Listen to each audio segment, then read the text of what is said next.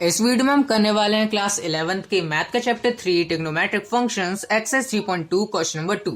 Question number 2 हमें यहाँ पर क्या दे रखा है, sine x equal to 3/5 where x lie in second quadrant. यहाँ पर हमें क्वेश्चन नंबर 2 में बोला गया है आपके पास साइन x की वैल्यू दे रखी है और x क्या है, सेकंड क्वाड्रेंट में लाई करता है। ये हमने बनाया अपना कार्टेशियन प्लेन। इसमें सेकंड क्वाड्रेंट कौन सा होगा, ये वाला सेकंड क्वाड्रेंट होता है ना, फर्स्ट सेकंड थर्ड फोर्थ। तो हमारे सेकंड क्वाड्रेंट में क्या क्या पॉजिटिव होता है, हमें यहाँ पर ऑल स्कूल टू कॉलेज, ठीक है। एस क्या है, यानी कि साइन, और क्या होता है कोसेक। सेकंड क्वाड्रेंट में साइन और कोसेक ही सिर्फ और सिर्फ पॉजिटिव होते हैं और सब इसके अलावा कोई भी नंबर आएगा तो नेगेटिव होगा। यहाँ पर देख सकते हो साइन यहाँ पर है, इसलिए हमारा पॉजिटिव का 3/5 है। अगर यहाँ पर साइन के अलावा कोई और नंबर होता तो माइनस का वो नंबर लिखा होता जो यहाँ पर होना चाहिए। साइन और कोसेक ही यहाँ पर पॉजिटिव होते हैं, ये याद रखना है यहाँ पर। और अब इसकी वैल्यूज हम फाइंड करना स्टार्ट करते हैं। सबसे पहले हमें यहाँ पर दे रखा है साइन दे रखा है सिर्फ और सिर्फ हमें देख कर, और उसके अलावा हमें 5 वैल्यू और फाइंड करनी है। यानी कि अब साइन की, अब हमें ऐसा नंबर फाइंड करना है जिसमें साइन आता हो। तो देखो साइन से हम क्या फाइंड करते हैं, कोसेक फाइंड कर सकते हैं। कोसेक एक्स, कोसेक एक्स कितना होता है, कोसेक एक्स होता है 1/sin x, 1/sin x, यानी कि इसका उल्टा कर देंगे 1/3/5। क्या होगा, ये 5 जाएगा ऊपर, 5 जाएगा ये ऊपर, तो क्या हो जाएगा इसका आंसर 5/3। 5/3 आएगा इसका आंसर कोसेक एक्स का। कोसेक एक्स कितना होगा 5/3। हमने एक की वैल्यू तो फाइंड कर ली। अब दूसरी वैल्यू कैसे फाइंड करेंगे, देखो मैंने आपको फॉर्मूला बताया था क्वेश्चन नंबर 1 में भी, sine square x plus cos square x equal to होता है 1। हमें क्या दे रखा है यहाँ पर, इन दोनों में से कोई भी वैल्यू दे रखी है उसको पुट करके दूसरी वैल्यू को फाइंड कर लेंगे हम। साइन की वैल्यू हमें यहाँ पर दे रखी है तो 3/5 का square plus cos square x equal to 1। क्या होगा, 3 3 जा 9, 5 5 जा 25। इसको मैं क्या करता हूँ, ये तो मैं एज इट इज यहाँ पर रखता हूँ, उसको दूसरी साइड भेज देता हूँ इक्वल टू के यहीं पर, ठीक है। तो ये देखो मैं यहाँ पर लिखता हूँ बस cos square x equal to 1 है।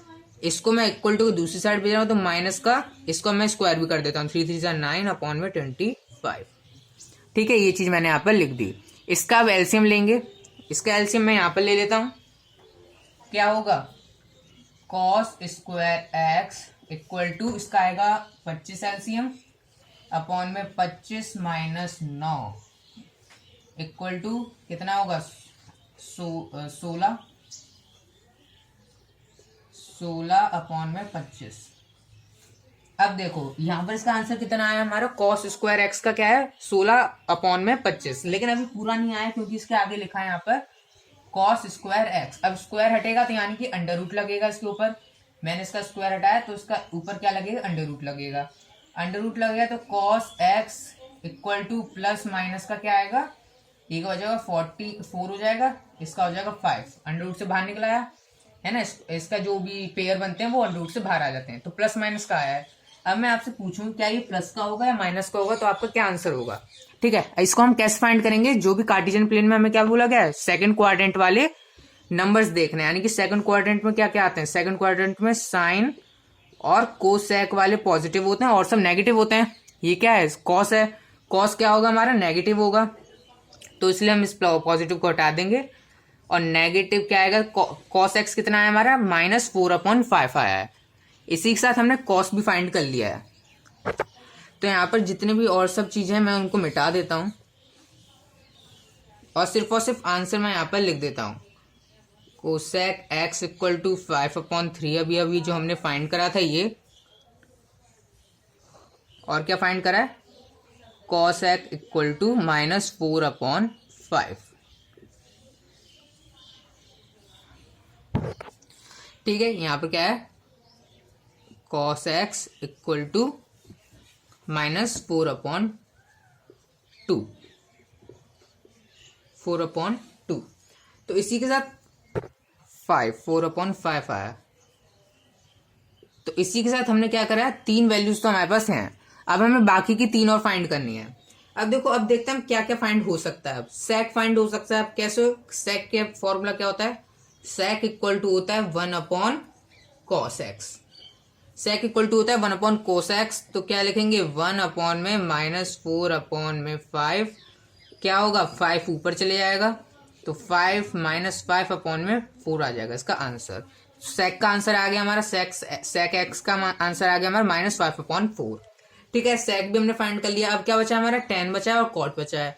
tan फाइंड कर लेते हैं। tan x इक्वल टू क्या होता है, साइन अपॉन में कॉस होता है, हमने जैसे कि जानती हैं साइन एक्स अपॉन में कॉस एक्स। साइन कितना दे रखा है हमें 3 अपॉन में 5, 3 अपॉन में 5 साइन दे रखा है, अपॉन में कॉस क्या दे रखा है हमें -4 अपॉन में 5, क्या होगा 3 अपॉन में 5 मल्टीप्लाई -5 अपॉन में 4, ये उल्टा हो जाएगा, 5 से 5 कैंसिल हो जाएगा, क्या बचेगा यहाँ पर -3 अपॉन में 4। तो हमारे पास tan की वैल्यू भी आ गई। कॉट की वैल्यू फाइंड करते हैं। कॉट x इक्वल टू कितना होगा 1 अपॉन tan x होगा, यानी कि 1 अपॉन जो भी हमारा tan की वैल्यू आई है वो लिख दो, कितना होगा इसका उल्टा हो जाएगा -4 अपॉन में 3। तो इसी के साथ हमने इसकी वैल्यूज फाइंड कर ली। tan की वैल्यू कितनी आई -3 अपॉन 4, कॉट की भी कितनी वैल्यू आई -4 अपॉन 3। आप सभी को ये सब चीजें याद करनी होगी कि कॉस का क्या फॉर्मूला होता है, साइन निकालने का क्या फॉर्मूला होता है, जैसे कि tan का साइन अपॉन कॉस होता है, सेक का 1 अपॉन कॉस होता है, कॉट का 1 अपॉन tan होता है। ये सब चीजें आपको एक जगह लिखनी होगी, याद करनी होगी, तभी आपको ये सब क्वेश्चन समझ में आएंगे। इसी के साथ हमारा क्वेश्चन नंबर 2 कंप्लीट हुआ। So thank you for watching this video.